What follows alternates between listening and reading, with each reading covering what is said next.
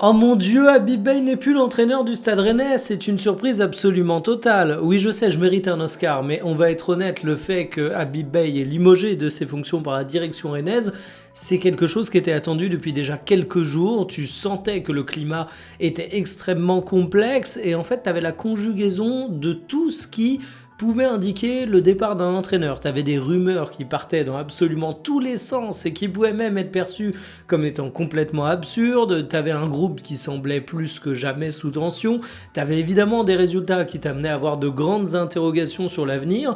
Et aujourd'hui, on a même des rumeurs qui nous annoncent avec insistance le fait que Francaise devrait prendre la suite d'Habib Beye. En fait, avant même de savoir qu'Habib Beye était officiellement démis de ses fonctions, tu avais le nom de son remplaçant. Autant vous dire que c'est pas la news du siècle du côté du Stade Rennais. Sauf que voilà, on peut quand même se poser la question d'où va le projet. Parce que si c'est sûr qu'on change de pilote dans l'avion, eh ben on sait pas pour autant si la destination est toujours très bonne, on sait pas si l'aiguillage est toujours très fiable. Et c'est de ça dont on va parler aujourd'hui. Parce que finalement, Habib Beye, il a quand même une belle gueule de bouc émissaire du côté du Stade Rennais. Qu'on soit clair, je vais pas m'en faire l'avocat, c'est pas l'entraîneur français dont je suis le plus grand fan, c'est encore moins l'entraîneur tout court dont je suis le plus grand fan, mais il faut quand même avouer qu'il a catalysé toutes les critiques au Stade Rennais à un point relativement surprenant, et ça mérite quand même qu'on s'y attarde. Salut tout le monde, c'est TMF, vous l'avez compris, nous allons attaquer aujourd'hui un gros dossier rennais. À noter que je voulais vous faire cette vidéo avant même l'annonce officielle du limogeage d'Habib Beye. Je me suis dit qu'à tous les coups, j'allais la tourner, qu'on allait la prendre juste après. Coup de chance, côté timing, je suis pas trop mauvais pour une fois, mais vous allez le voir, ça ne change rien à mon analyse. Installez-vous confortablement et bienvenue pour cette nouvelle vidéo Talk My Football.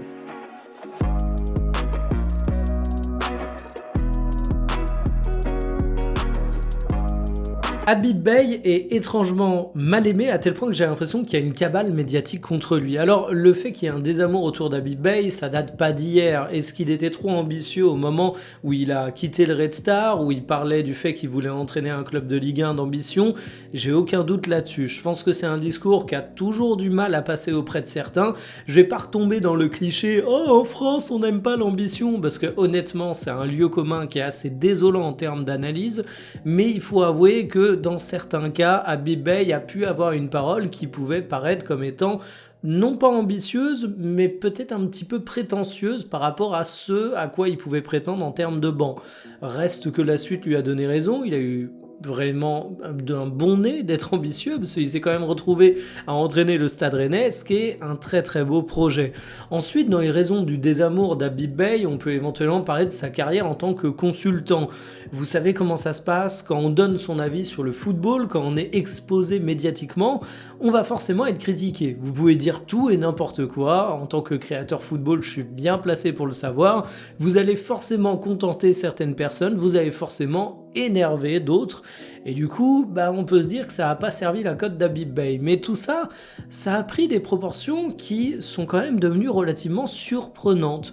Il y a eu au cours de ce week-end quelques petites news qui ont fuité, dont celle-ci par exemple. Alors sur la source, on repassera, on a vu beaucoup de choses du style, je l'ai relayé en disant que vu ces infos rumeurs, ça n'allait pas aider sa cote de popularité, mais je vais me montrer encore plus clair, ça me semble tellement bidon, ça me semble tellement énorme que quand on voit ce genre de choses sortir, on peut se demander qui a intérêt à nuire à l'image d'Habib Beye. Je dis pas que c'est directement la personne qui a sorti l'information, mais ça peut être également les sources de cette personne qui ont intérêt à faire fuiter des éléments qui vont pas forcément servir les intérêts d'Habib Beye. Et vous remarquerez, sans vouloir tomber dans le complotisme, que dernièrement, il y a quand même beaucoup de personnes qui semblaient très bien informées sur des demandes qui ne sont pas très flatteuses pour Habib Beye. Et j'ai vraiment l'impression qu'il y a certaines demandes qui sont vraiment bidons, irréalistes et qu'il n'aurait jamais pu formuler sérieusement.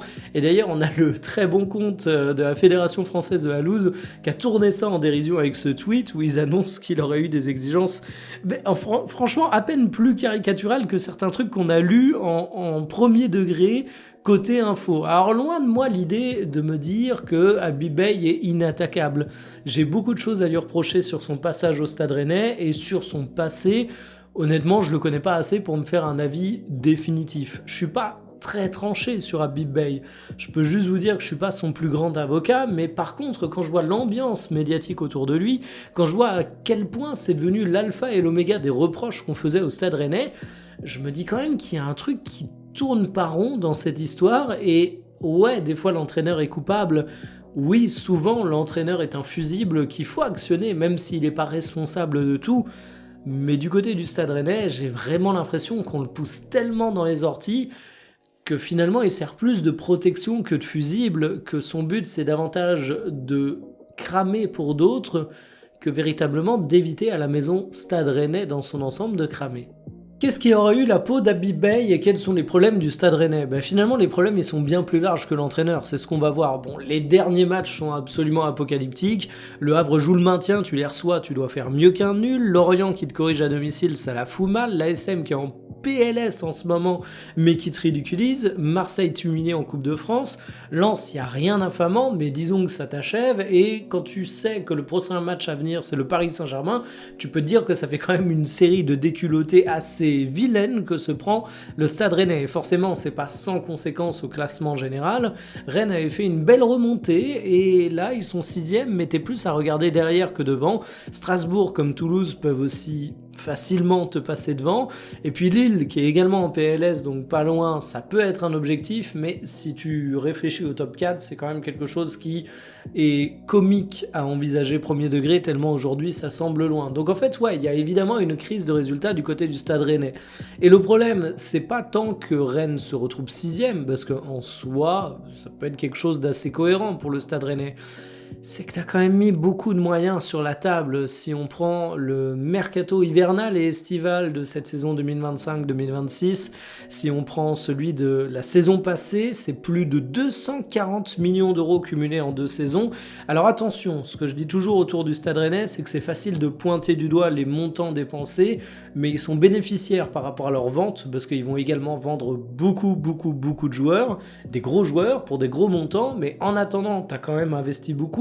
Et t'as eu des énormes salaires, Fofana, Samba, Rongier, et quand je regarde tous les joueurs là, y a un peu l'effet bac à occasion du Micromania, c'est-à-dire que c'est pas forcément en soi des jeux pourris, mais tu regardes un petit peu tout, il y a des trucs qui ont l'air sympas, mais tu finis jamais pleinement convaincu, et un peu comme le bac à occasion à Micromania, ça a beau être de l'occasion, le tarif, ça semble être celui du neuf, et t'es vraiment pas sûr de faire une bonne affaire. Mais de manière générale, moi, ce qui m'interroge sur cet effectif du Stade Rennais, alors oui, il y a de la qualité. Oui, Habib Beye aurait sûrement pu en faire mieux. Oui, au bout d'un moment, j'ai été fatigué par sa défense à 3, ses pistons qui ont un profil qui font que tu n'arrives pas à créer du déséquilibre au cours des rencontres, sur le fait que finalement, tu as souvent un jeu stéréotypé, que tu as manqué de créativité au milieu de terrain, mais il n'y a pas une question de construction d'effectifs qui doit également interroger du côté du Stade Rennais, parce que ok, Habib Beye est peut-être un petit peu limité en tant qu'entraîneur par rapport à ce que devrait avoir le Stade Rennais.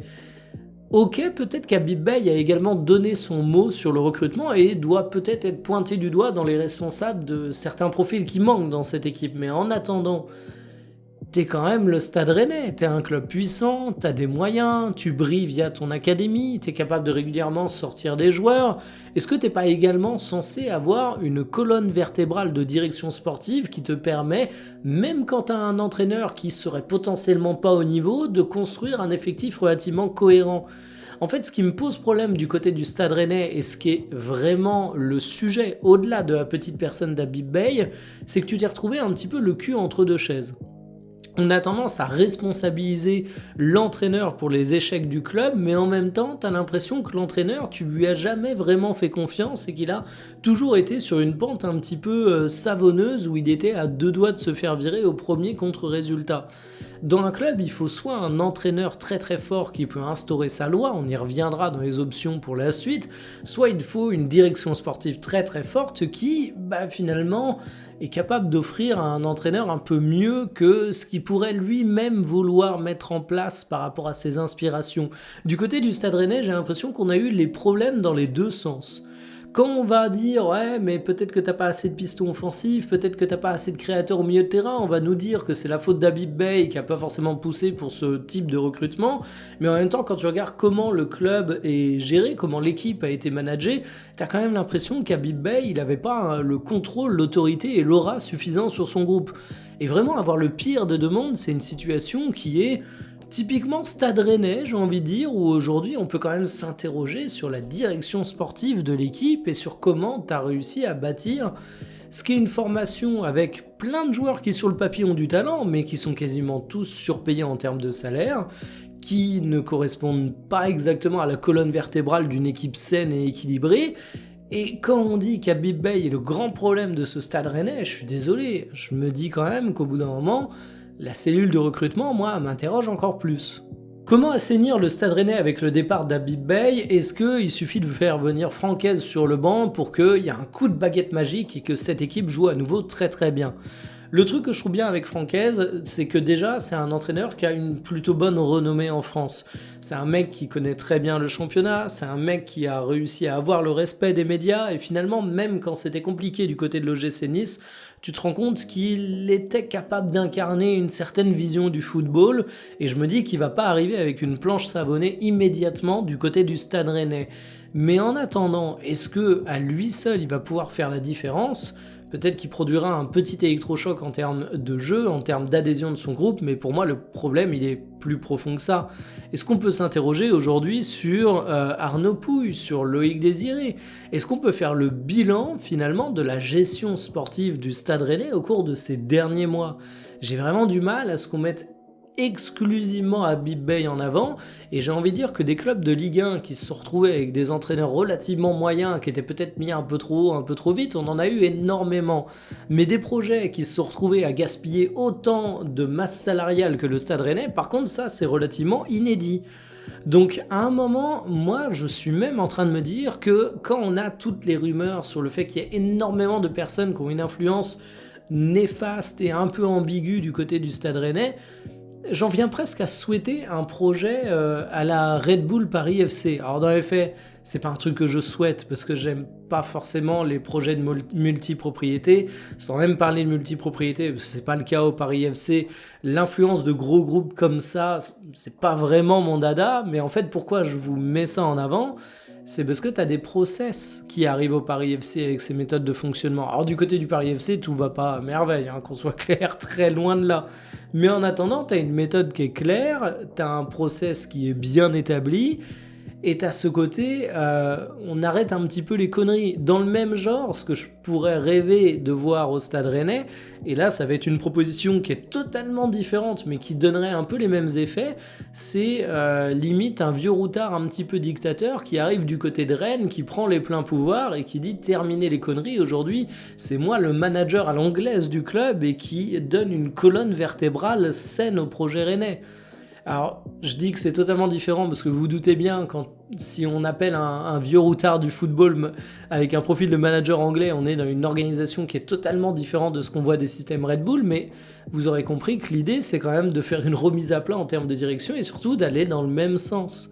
J'ai beaucoup de mal avec Roberto De Zerbi du côté de l'Olympique de Marseille, mais à chaque fois que je le critiquais dans le passé, je retenais quand même un truc en sa faveur, c'est qu'il représentait un trio qui fonctionnait bien avec Longoria et Benassia. C'est un truc qui manque à Rennes. Je considère également que Luis Enrique, du côté du Paris Saint-Germain, a une immense qualité au-delà de ses qualités de manager et de tacticien, c'est qu'il est tout puissant. Et c'est ce dont je vous parle pour le Stade Rennais. Luis Enrique, c'est le patron du PSG. Hein. Évidemment, il travaille avec Luis Campos. Les deux hommes s'entendent très très bien. Mais on a tendance à décrire Rennes comme un bordel politique où chacun essaye de tirer un petit peu la corde à soi, où chacun essaye de protéger un petit peu son bilan. Il y a même des rumeurs sur des histoires d'agents. Je ne vais pas rentrer dans la boue, parce que c'est le terme, mais en attendant, on a beaucoup eu ces problématiques aussi à une époque du côté du PSG qui n'était pas vu comme un club sain. Et aujourd'hui, qu'est-ce qui se passe ? On a un entraîneur qui est arrivé, qui a une autorité incroyable, qui a réussi en plus à la faire grossir grâce à ses résultats sportifs, et qui aujourd'hui arrive à mettre en place un projet sportif cohérent justement en ayant ses pleins pouvoirs. Pour moi, c'est ça qui manque au Stade Rennais. Est-ce que c'est simplement dire «Ah, Habib Beye, c'est un mauvais entraîneur, il faisait mal jouer les Rennais». Oui, bon, très bien, ok, oui, Habib Beye, on peut le critiquer sur plein de trucs, c'était insuffisant. Est-ce que simplement le remplacer, c'est faire le grand nettoyage dont a besoin Rennes? Je ne pense pas. Et j'espère que la nomination de Francaise sera pas la seule chose qui sera mise en place pour Rennes. J'espère vraiment pour les Rennais qu'au cours du prochain mercato estival, une fois que tu auras fait le bilan de ta saison, il y aura un grand ménage. Sur ce, je vous dis à demain pour une prochaine. Salut.